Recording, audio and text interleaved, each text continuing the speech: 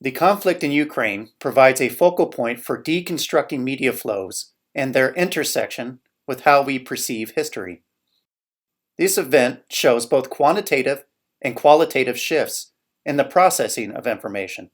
By delineating the contested space between mass media and social media, a broader narrative evolves. The breakup of the Soviet Union was a convoluted process which left acrimony and distrust in its wake.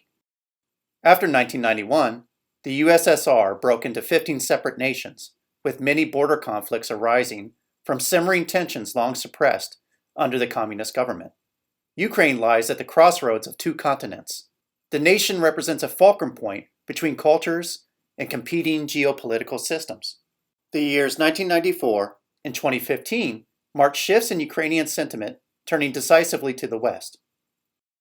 Though social media coverage of conflict isn't new, the war in Ukraine marks both a quantitative and qualitative shift in our mediatized understanding of conflict.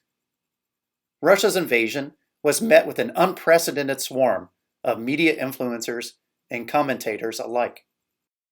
The mediatization of conflict presents us with three primary issues: a shift in the amount of data concerning the event, the visual processing problems of context and indexicality, and finally, a change in the presentation and control of this information.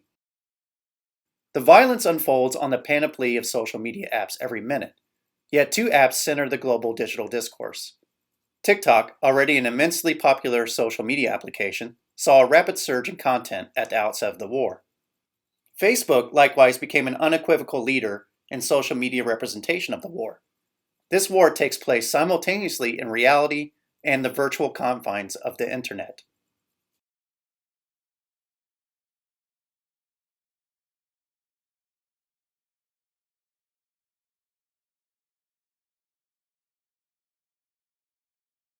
Context collapse.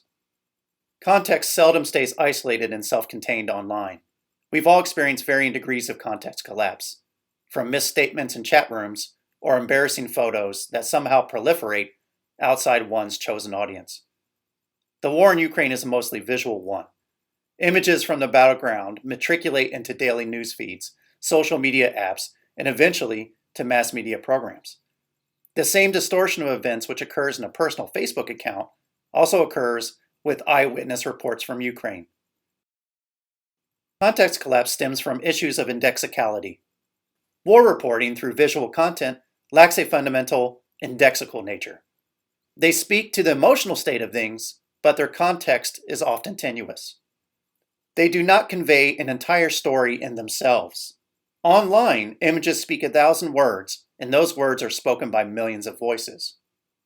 The rise of influencers and the nature of social media's gratification and uses model can lead to the overt manipulation of the image online.